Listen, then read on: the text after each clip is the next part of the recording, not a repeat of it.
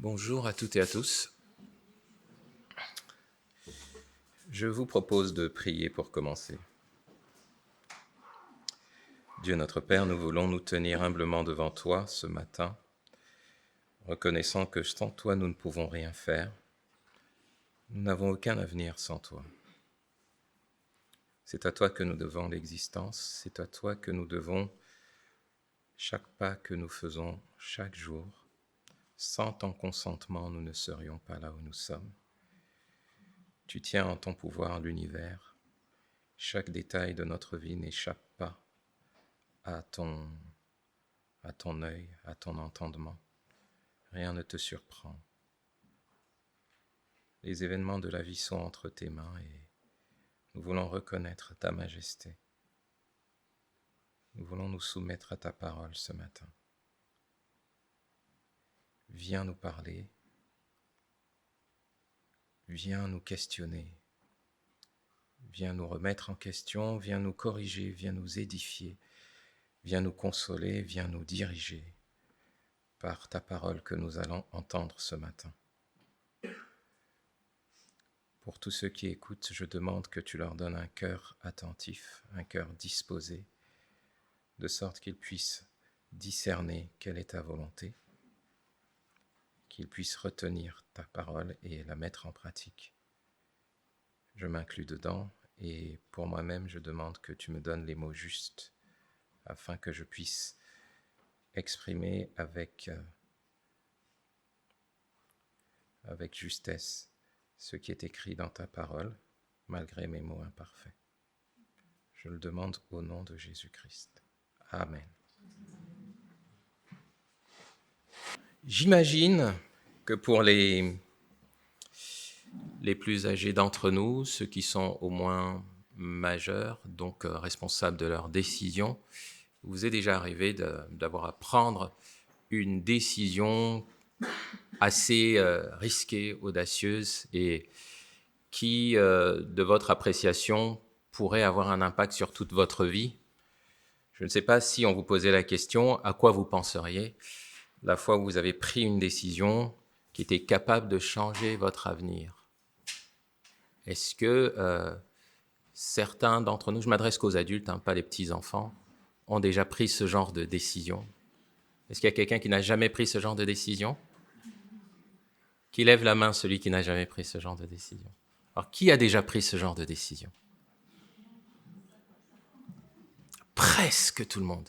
Je vois que presque tout le monde. Ouais. Alors, j'imagine que lorsque on dit ça, on pense certainement à un nouvel emploi. C'est pour ça que vous avez certainement levé la main. Ou alors, je ne sais pas, peut-être l'opportunité de déménager ou quelque chose comme ça. Alors, je pense aussi que oui, probablement certains d'entre nous ont pensé au moment peut-être où ils ont décidé de nouer une relation avec quelqu'un de particulier. Et donc, ça peut être différentes personnes. On laissera chacun mettre un nom.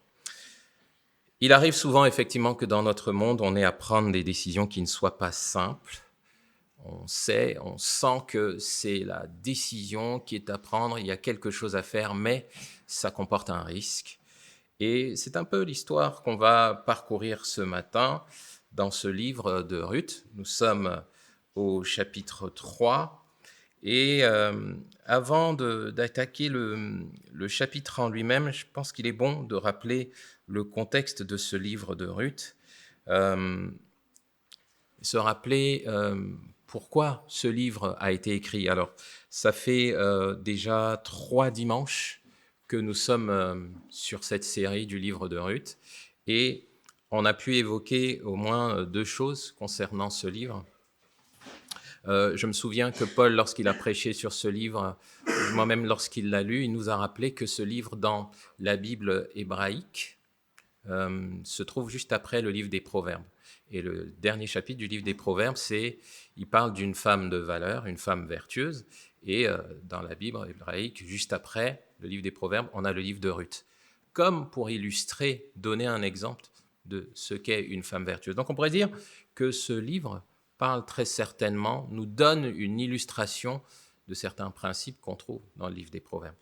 Et il y a, je pense, une fois où j'ai prêché aussi là-dessus, j'ai dû mentionner le thème qui sera le thème d'aujourd'hui, le thème de la rédemption, mais le fait qu'une vie brisée peut être restaurée, même si elle part de circonstances qui sont désastreuses. Et je pense que ce livre en parle. Mais ce qui est très intéressant, avant d'aller plus loin, c'est j'aimerais vous inviter à lire dans le livre des Juges, au chapitre 23 si je ne me trompe pas, c'est bien ça. Pardon 21, pardon. Et verset 25, c'est ça, voilà.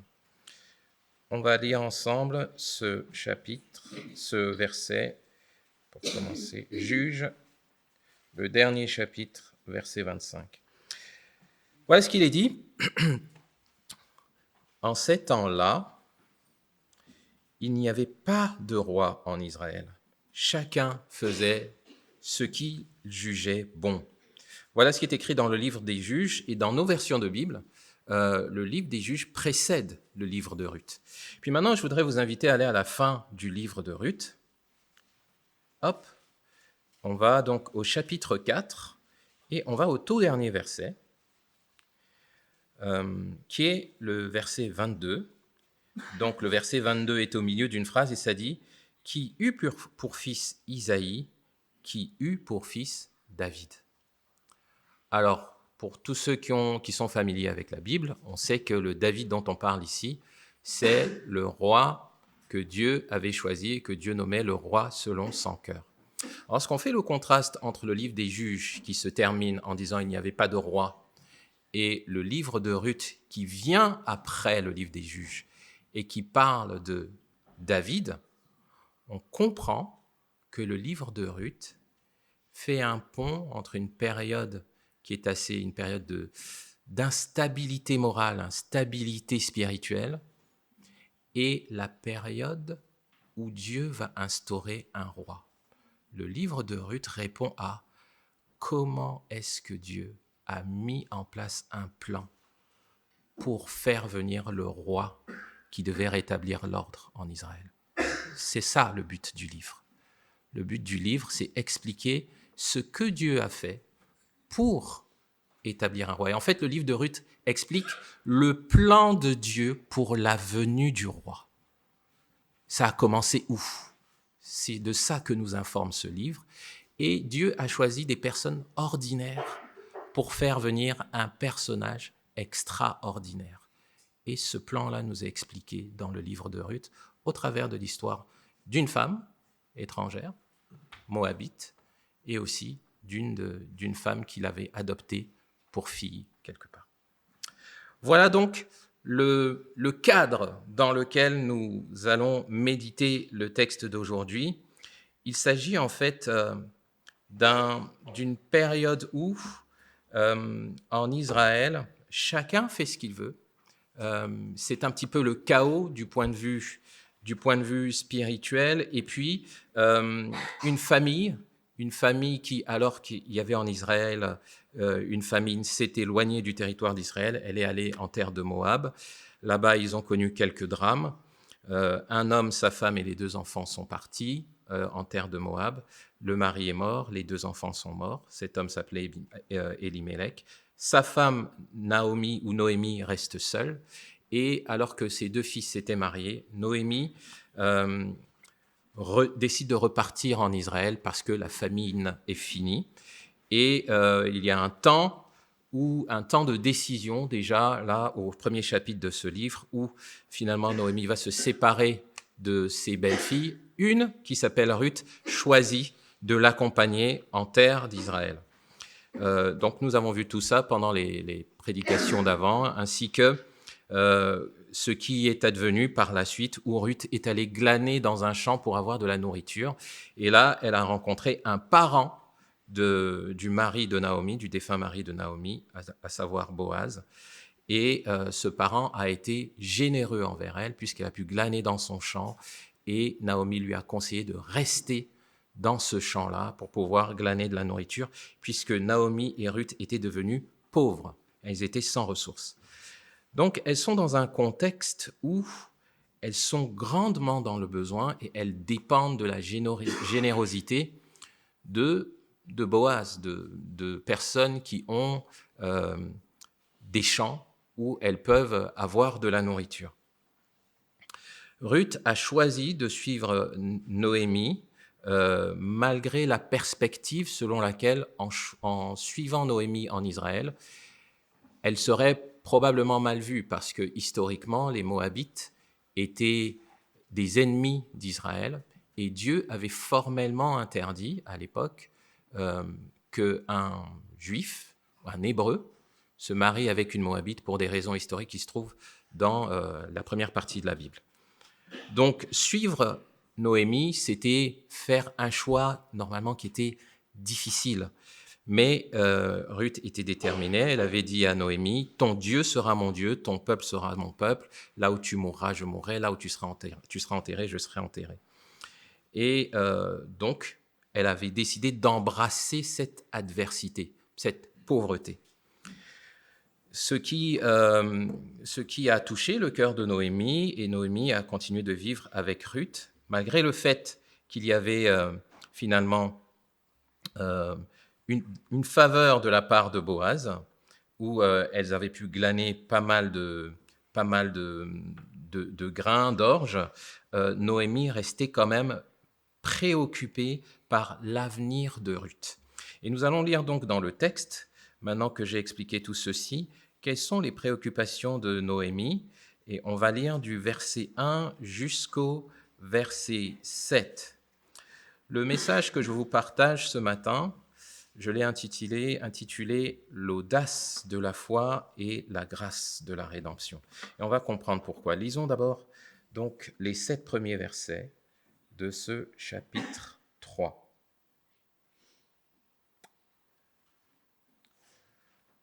Vous les avez ? Noémie, la belle-mère de Ruth, lui dit un jour, « Ma fille, je ne veux pas négliger de te chercher une situation qui te rende heureuse. Tu sais que Boaz, avec les servantes duquel tu as travaillé, est notre parent. Ce soir, il doit vanner l'orge amassée dans l'air.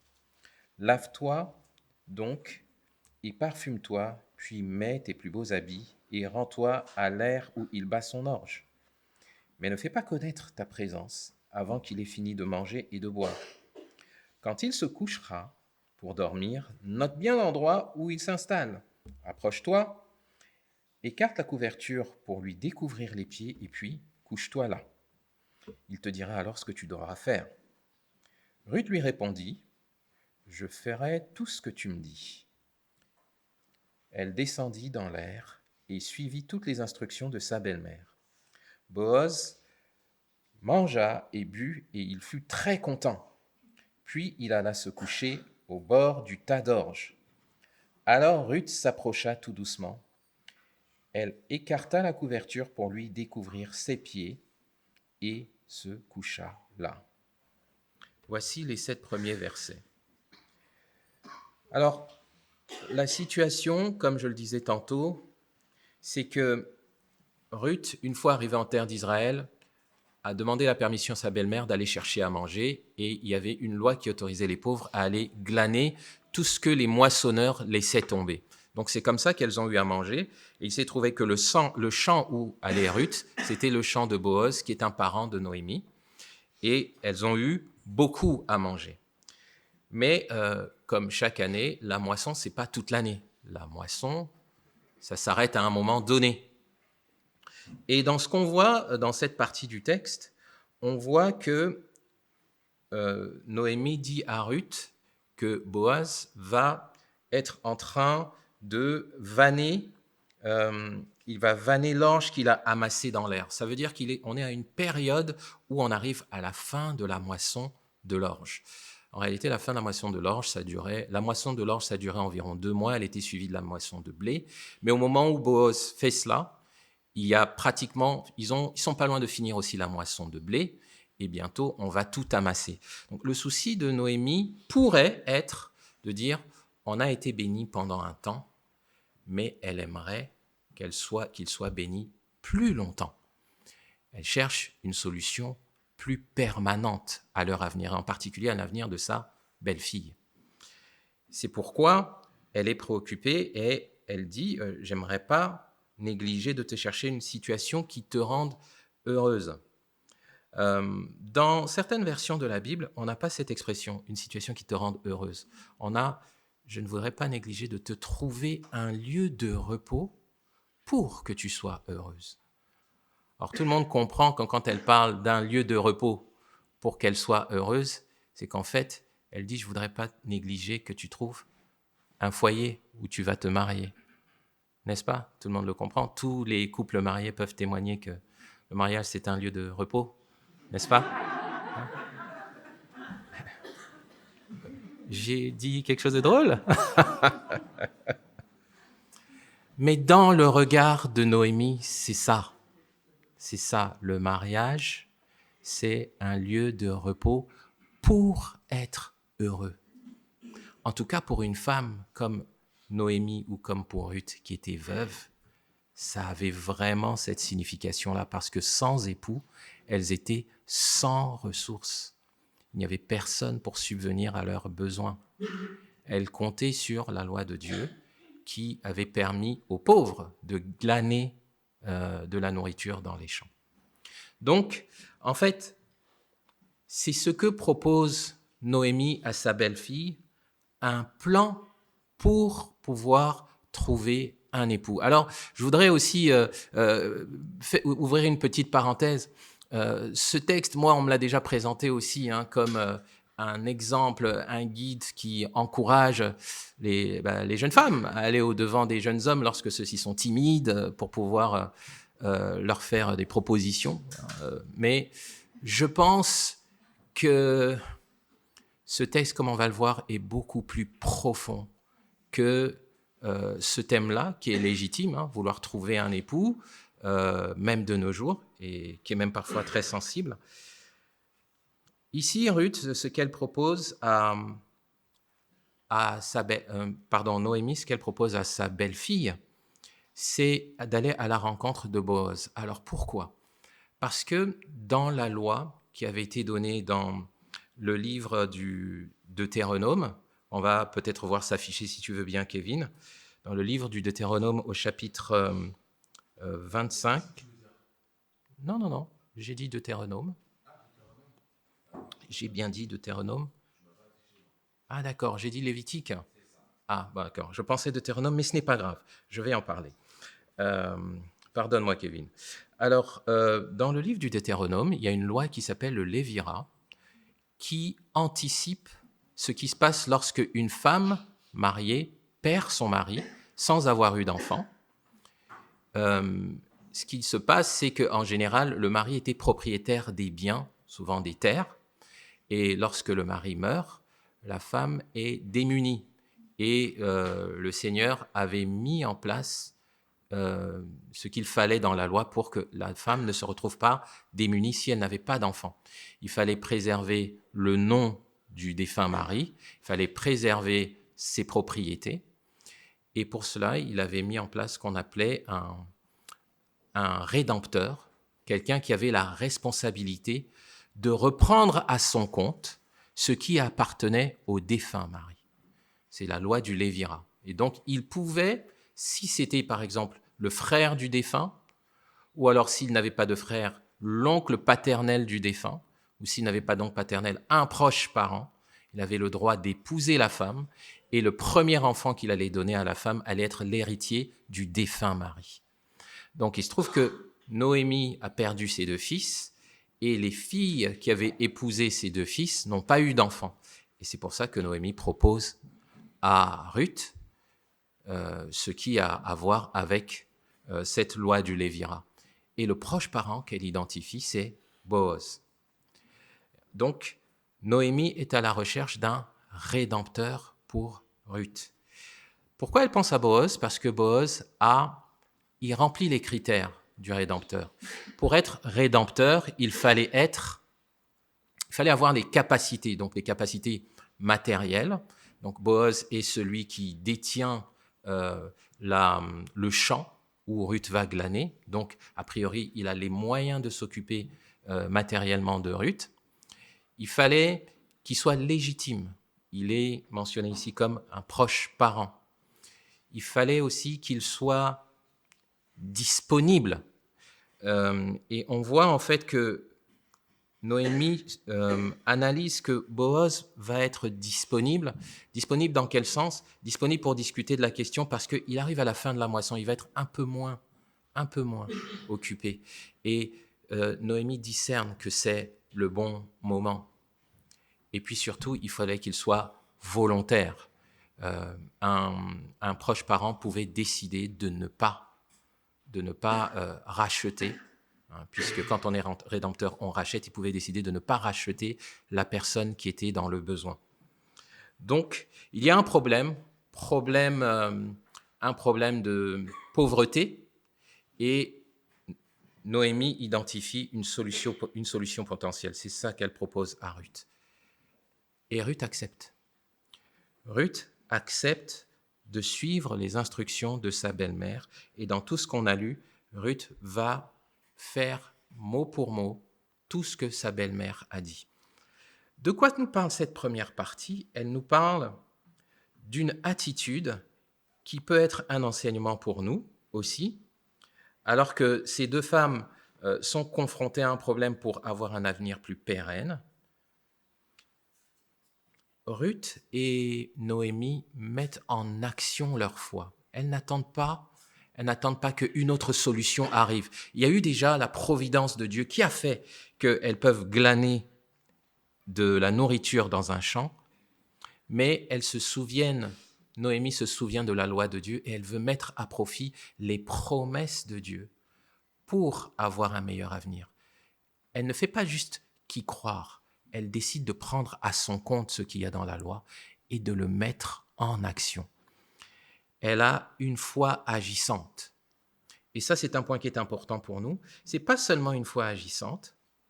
Elle va demander à Ruth d'aller se rendre dans le champ de Boaz. C'est une foi qui a de l'audace. Vous savez pourquoi il y a de l'audace dans cette foi? Parce que Ruth, a priori, c'est une femme étrangère. Certes, Boaz l'a bien accueillie, mais il se peut que dans le regard des gens, ce ne soit pas bien vu quand même d'aller de cette manière-là auprès de Boaz, et surtout à un moment qui était plus ou moins inattendu quand même. Elle se rend dans le champ un soir, à un moment donné, où elle n'est vraiment pas attendue par Boaz. Il fallait du courage pour pouvoir exécuter ce plan. Et puis, c'est aussi une foi qui n'a pas seulement de l'audace, mais c'est aussi une foi qui est exercée avec humilité. Parce que, si vous regardez, ce que propose Noémie à Ruth, elle lui dit, tu vas lui découvrir les pieds et tu vas te coucher à ses pieds. Vous savez, cette position de se coucher aux pieds de quelqu'un, c'est une position d'humilité. C'est pour reconnaître qu'on est en position d'infériorité vis-à-vis de la personne à qui on va s'adresser. Et Ruth a accepté tout ça. Ruth a manifesté une foi avec audace et humilité pour pouvoir se présenter devant son Rédempteur. C'est quelque chose qui est très intéressant pour nous en tant que croyants parce que ça nous parle à nous de l'attitude que nous devrions avoir vis-à-vis du Rédempteur par excellence qu'est Jésus-Christ. En fait, si vous regardez bien ce texte, tout à l'heure je disais qu'il était profond, le livre de Ruth, à mon grand étonnement, alors que c'est vraiment pas la première fois que je lis, mais il est bourré de parallèles. Je vous donne un exemple. Boaz est le propriétaire du champ. Boaz est celui qui est en train d'amasser sa moisson. Il est en quelque sorte le maître de la moisson. Il a l'image de Jésus-Christ. Il est rédempteur potentiel pour Ruth et Noémie, tout comme Jésus-Christ est le rédempteur de l'humanité. Mais plus encore,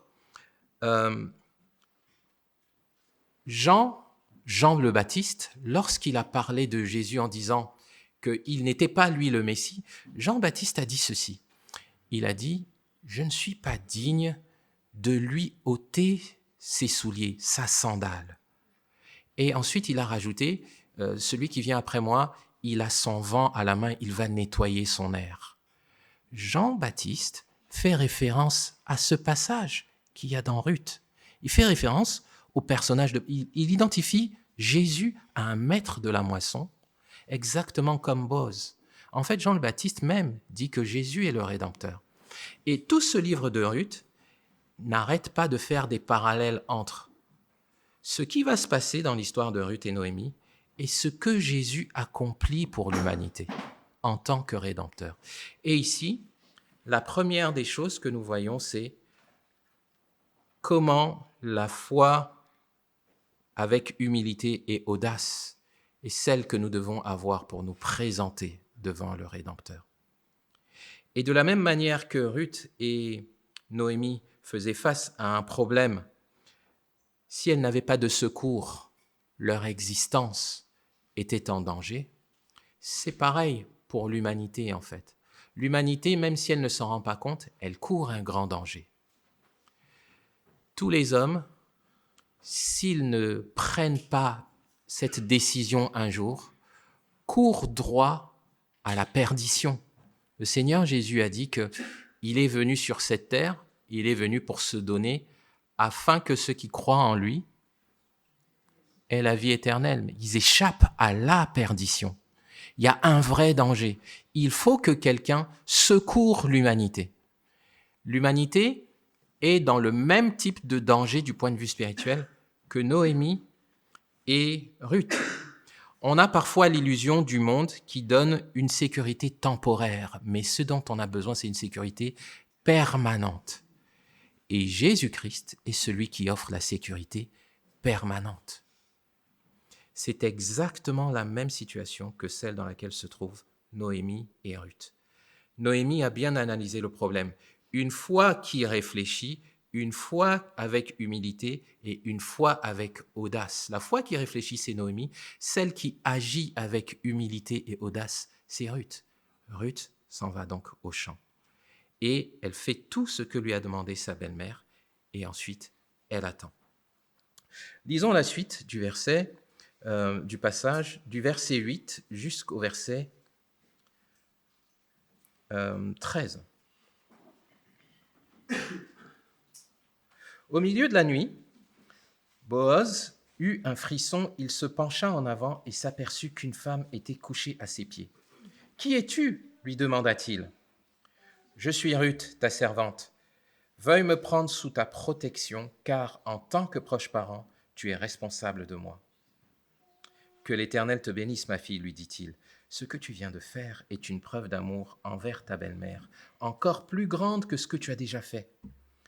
En effet, tu aurais pu courir après les jeunes hommes, qu'ils soient pauvres ou riches. Maintenant, ma fille, ne t'inquiète pas, je ferai pour toi tout ce que tu demandes, car les gens de l'endroit savent que tu es une femme de valeur. Il est vrai que j'ai envers toi la responsabilité d'un proche parent, mais il existe un parent plus direct que moi. Passe ici la fin de la nuit, et demain, nous verrons si cet homme veut s'acquitter envers toi de sa responsabilité de proche parent. Si oui, qu'il le fasse. S'il refuse, je te promets, aussi vrai que l'Éternel est vivant, que je m'en acquitterai envers toi. En attendant, reste couché jusqu'au matin. » Alors c'est très intéressant ce qui se passe ici, c'est que Ruth a exécuté le plan et enfin, au milieu de la nuit, Boaz se rend compte qu'il y a quelqu'un. Et il demande à Ruth, « Qui es-tu » Elle se présente. Alors elle ne se présente plus comme la jeune Moabite que tout le monde connaît, même si on sait d'où elle vient, mais elle se présente vraiment humblement.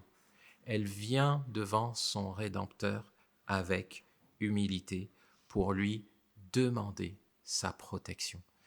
Elle ne l'exige pas, même s'il y a une loi qui met le Rédempteur en face de ses responsabilités. Elle n'exige pas, elle demande. Elle demande la protection à Boaz. C'est intéressant ce passage. le rachat dont nous parlons, c'est pas seulement le mariage. Derrière l'idée du mariage, derrière l'idée du repos, il y a l'idée de la protection. Alors c'est un texte que je n'ai pas donné à Kevin, mais j'aimerais vous lire ce qui est écrit dans les psaumes au chapitre 91, que j'imagine beaucoup d'entre vous connaissez. Qui s'abrite auprès du Très-Haut repose sous la protection du Tout-Puissant. Je dis à l'Éternel, tu es mon refuge, ma forteresse, mon Dieu en qui je me confie. C'est lui qui te délivre du filet de l'oiseleur et de la peste qui fait des ravages. Il te couvre sous son plumage, tu es en sécurité sous son aile. Sa fidélité te protège comme un grand bouclier. Dans certaines versions, vous n'avez pas tout simplement le terme où Noémie demande sa protection. Notamment dans des versions en anglais, ça dit « Couvre-moi de tes ailes ». C'est ça que Noémie dit en fait. Ou alors « Couvre-moi de ton manteau ».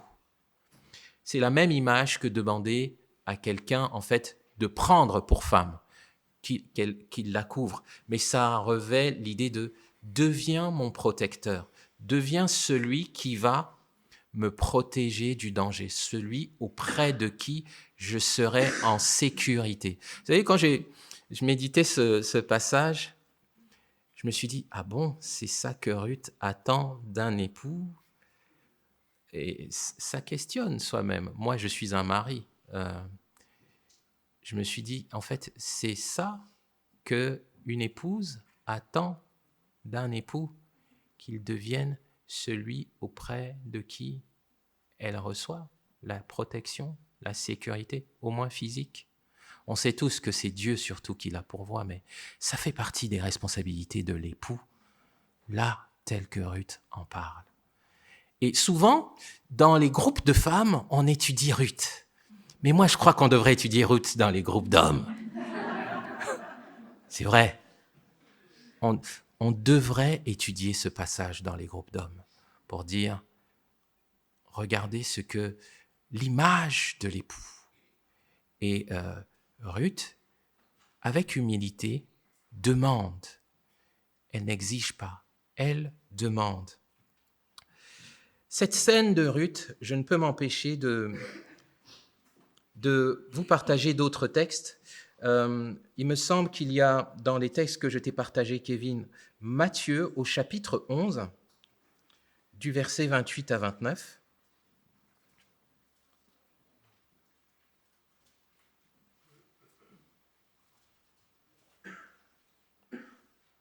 Où nous pouvons voir comment Jésus s'identifie vraiment comme l'époux, le protecteur, le lieu de repos de ceux qui viennent humblement à lui. Voilà ce qui est écrit dans Matthieu 11. « Venez à moi, vous tous qui êtes accablés sous le poids d'un lourd fardeau, et je vous donnerai du repos. Prenez mon joug sur vous et mettez-vous à mon école, car je suis doux et humble de cœur. Vous trouverez le repos pour vous-même. » Lorsque Jésus donne ces paroles, on pense que Jésus parle seulement de nous soulager de nos problèmes, mais Jésus est aussi en train de déclarer qu'il est le Rédempteur. Il est celui auprès de qui on trouve la sécurité pour notre âme, la protection pour notre vie. C'est le rôle qu'il est venu jouer. Exactement comme ce que Ruth sollicite de la part de Boaz. C'est exactement la même chose. Et donc, dans cette partie du texte, on voit en fait une Ruth qui recherche la rédemption. Au départ, elle a osé venir avec foi, avec audace, devant son Rédempteur, et là, elle recherche et elle sollicite la rédemption de Boaz. On va revenir au texte dans Ruth. Hop. Et Boaz va considérer la requête de Ruth. Un autre clin d'œil que j'aimerais faire, c'est à cette scène où Ruth se tient à ses pieds, vous pouvez vous souvenir aussi on a vu dans le Nouveau Testament des femmes qui se sont tenues aux pieds de Jésus, en particulier une, et je crois qu'il y a environ 2 dimanches, on a eu ce texte où une femme s'est tenue aux pieds de Jésus, elle a lavé ses pieds avec ses larmes, elle les a essuyés avec ses cheveux, et elle était exactement dans la même position que Ruth. Et Jésus sait, à ce moment-là, en fait, qu'elle est vraiment, comme qui dirait, dans le thème. C'est exactement une scène semblable qui se passe ici, entre Boaz et Ruth. Alors, Boaz de répondre à Ruth, sa première remarque, c'est qu'il admire l'attitude de Ruth. Et ça, c'est un enseignement pour nous. Qu'est-ce qu'il admire quand il dit que l'Éternel te bénisse, ma fille? Je vais le relire pour retrouver mes petits. Que l'Éternel te bénisse, ma fille. Ce que tu viens de faire est une preuve d'amour envers ta belle-mère, encore plus grande que ce que tu as déjà fait. Et il donne la raison. Il lui dit, tu aurais pu chercher à être avec des hommes plus jeunes. Autrement dit, Boaz est beaucoup plus âgé que Ruth. Et pourquoi il trouve que c'est une grande chose que Ruth a fait? Parce que il discerne déjà que Ruth a sacrifié sa famille pour suivre Noémie et pour embrasser le Dieu d'Israël, ce qui était déjà, elle a déjà payé quelque chose de très cher. Mais en acceptant de venir auprès de Boaz, elle accepte d'aller auprès d'un mari qui très probablement va mourir longtemps avant elle, parce qu'il est beaucoup plus âgé. Elle aurait pu chercher une forme de sécurité en disant « moi je veux un jeune ». Elle a déjà connu le veuvage, mais elle va prendre un homme qui est plus âgé pour l'amour de sa belle-mère. Et Boaz trouve que c'est admirable. En fait, elle ne fait pas ça seulement pour elle, elle fait ça surtout pour pouvoir trouver la sécurité aussi pour sa belle-mère. Et Boaz discerne cela, il loue cela. Il loue le fait que lorsqu'elle vient à sa rencontre, lorsqu'elle vient à la rencontre du Rédempteur, c'est pas avec des désirs égoïstes. C'est pas avec des désirs égoïstes. Elle reconnaît son besoin, mais elle vient avec une attitude de sacrifice. Et je trouve que c'est tellement riche d'enseignements pour nous sur comment nous approchons le Rédempteur. Et il l'accueille avec grâce, mais aussi avec justice. Boaz ne fait pas comme on voit dans le monde de nos jours, lorsque, vous savez tous, si vous regardez par exemple, il y a eu dans l'actualité l'année dernière ou l'année qui a précédé, pas mal de scandales révélés dans l'industrie du cinéma, où les jeunes femmes ont souvent été abusées pour pouvoir avoir leur place sur le podium, lorsque en général c'est s'appuyer sur quelqu'un qui avait de l'autorité. En général, ils abusaient, ils demandaient des faveurs qui étaient inappropriées de ces femmes. On a vu pas mal de scandales comme ça à la télé. Boaz a du pouvoir, c'est un homme influent. Le livre de Ruth le présente comme tel. Elle vient le voir de nuit. A priori, on n'est pas sûr s'il y a des témoins ou pas. Mais voilà ce qu'il lui dit. Il lui dit, c'est bien ce que tu fais, mais tu sais, c'est peut-être pas moi la bonne personne. C'est peut-être quelqu'un d'autre, parce que je connais quelqu'un d'autre qui pourrait faire ça pour toi. Il ne cherche absolument pas à outrepasser son pouvoir. Ruth est vraiment tombée à la bonne porte. Un rédempteur qui est doux, humble de cœur, exactement comme le Seigneur Jésus. Ce qu'expérimente Ruth là, c'est ce qu'expérimentent ceux qui cherchent le Seigneur Jésus. Le Seigneur Jésus, si tu viens à sa rencontre, il va te recevoir avec douceur. Il va te recevoir avec douceur. C'est ce que disait le passage tout à l'heure. Je suis doux et humble de cœur. Boaz n'a pas regardé à l'origine de Ruth, tout comme Jésus ne va pas regarder à ton passé, si tu viens avec humilité. Tu viens avec humilité, Jésus ne va pas se préoccuper de savoir de quelle famille tu viens, qu'est-ce que tu as fait. Il veut seulement que tu viennes avec humilité, reconnaître que tu as besoin de lui pour un avenir éternel. C'est exactement le pendant de ce qui se passe dans ce passage. Et donc, Boaz, avec sagesse, lui demande de surseoir à la décision, du moins à l'officialisation de la rédemption qu'elle sollicite de sa part. Mais ce n'est pas tout ce que Boaz va faire. Et là, c'est intéressant. Ici, ce qu'on a vu dans cette deuxième partie, on voit effectivement dans cette deuxième partie qu'il y a une rédemption qui est exercée avec grâce et justice en réponse à la foi qui était exprimée avec humilité et audace, une rédemption qui est exercée avec justice et grâce. La troisième partie du texte nous instruit lorsqu'on lit à partir du verset 14 jusqu'au verset 18.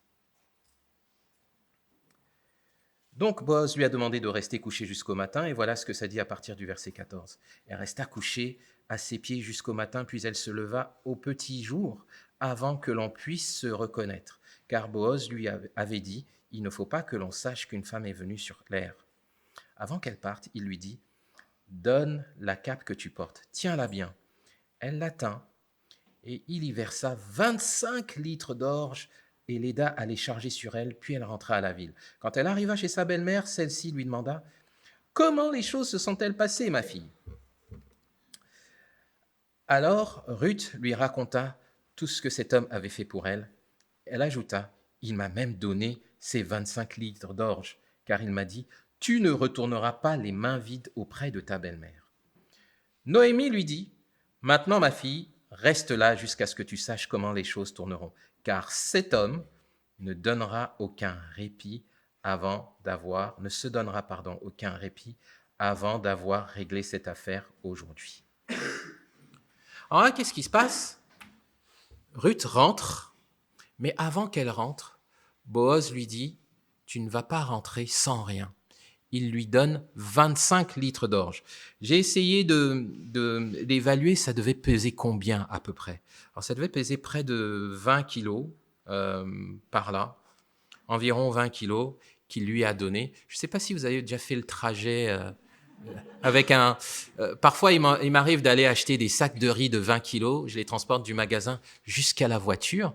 Mais en général, je m'arrange pour que la voiture soit pas trop proche, trop loin du magasin. Ruth, elle, alors le texte ne dit pas comment elle a transporté tout ça. Et d'ailleurs, c'est une question que je me suis posée, mais elle l'a transporté sur une longue distance. Ça dit aussi pas mal de choses sur cette femme. D'ailleurs, si vous avez lu au 2e chapitre, elle était rentrée avec 40 litres d'orge, je crois. 40, quelque chose comme ça. Beaucoup plus, au moins 30 kilos.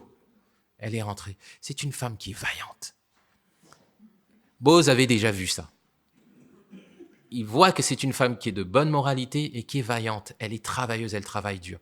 Et il la charge de 20 kilos, elle rentre avec. Alors, après, en faisant quelques recherches, ça m'a ramené, moi, dans quelques souvenirs quand j'étais plus jeune, puisque là où j'ai grandi, on voit souvent des femmes soulever des lourdes charges qu'elles mettent sur leur tête. Et je pense que c'est quelque chose comme ça que Ruth a dû faire. Elle a dû poser sur sa tête, et puis elle a fait le trajet. Dans un monde rural, ça arrive souvent. Mais quand même, mais c'est un détail. Le plus important, c'est qu'est-ce que ça représente? Pourquoi est-ce que Boaz a voulu faire ça? Et pourquoi est-ce que Noémie a tenu à ce que Ruth attende la suite? Boaz a dit à Ruth, si vous vous souvenez bien, « Je te promets que si l'autre ne s'acquitte pas de son droit, moi, je vais m'en acquitter à ton égard. » Boaz a fait une promesse à Ruth. Il lui a déjà fait une promesse de rédemption sous condition. Et en donnant les 25 litres d'orge, il donne une garantie, un gage de sa promesse. Les 25 litres d'orge, c'est un gage. Un gage pour Ruth, pour dire que ma promesse, c'est pas dans le vent, mais c'est aussi un gage pour Noémie. Noémie est très clairvoyante dans ce texte. Elle interprète tout de suite que ce qu'il a donné, il est en train de montrer qu'il est prêt à s'occuper de nous si les conditions sont réunies. Et vous savez qui a fait ça pour l'humanité? Jésus fait ça pour l'humanité. Vous savez comment Jésus a fait ça pour l'humanité? à la Pentecôte, en répandant le Saint-Esprit sur les hommes. Le Saint-Esprit, nous dit le Nouveau Testament, est le gage. Ce sont les arts. Les arts, ou comme un acompte, c'est ce qu'on dépose pour confirmer, pour dire qu'on a promis qu'on va revenir. Boaz donne déjà quelque chose qui promet que si les conditions sont réunies, il va épouser Ruth et il va aussi prendre sous son aile Noémie. La promesse était pour les deux. Boaz se comporte exactement comme Jésus-Christ. Les 25 litres d'orge, c'est comme le Saint-Esprit. Et vous savez, cette période à laquelle se passe cette scène entre Ruth et Boaz, elle se passe proche de la fête de la Pentecôte. Croyez-vous vraiment que cette histoire, elle soit là par hasard? Dieu ne joue pas au dé. L'histoire que nous sommes en train de lire, c'est une projection, une préfiguration du plan de rédemption qui sera accompli par Jésus-Christ. Il se trouve, lorsqu'on nous lirons dans le chapitre 4, que l'enfant qui naîtra de l'union de Ruth avec Boaz sera l'aïeux de David, qui lui-même sera l'aïeux de Jésus-Christ, et tout, en fait, prend son sens. Maintenant, qu'est-ce qu'on peut dire pour nous-mêmes de cette histoire?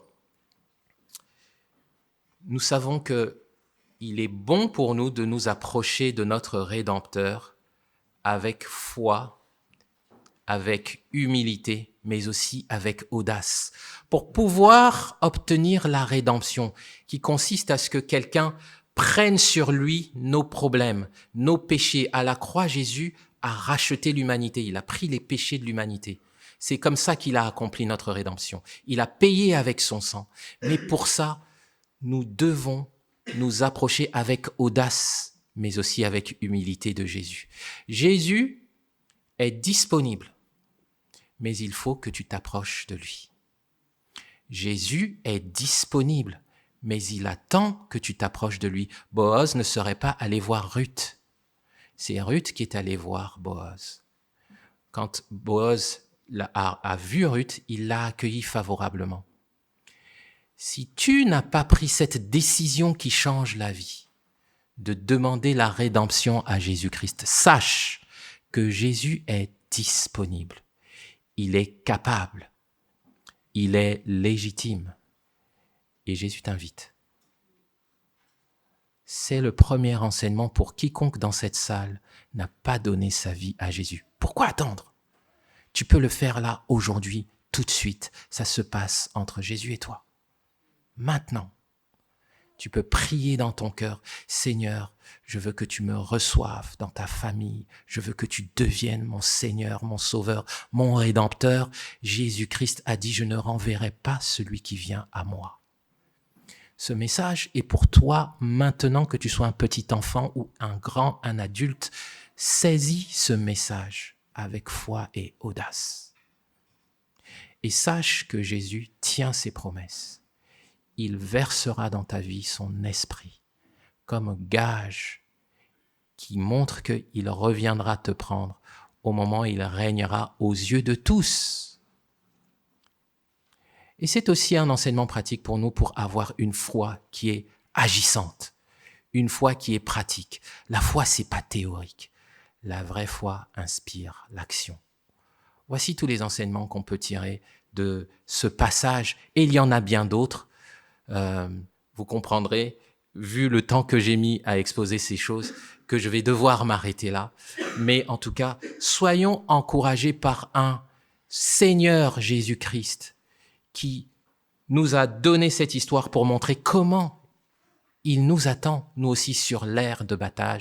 Il est prêt à nous accueillir et à nous accueillir à nouveau si nous sommes éloignés de lui. C'est un message d'espérance pour chacun d'entre nous, que nous le connaissions déjà ou que nous ne le connaissions pas encore. Saisissons son invitation. Amen. Amen. On va prier. Seigneur Jésus, merci parce que tu es le véritable Rédempteur et merci pour cette magnifique illustration que nous trouvons dans le livre de Ruth.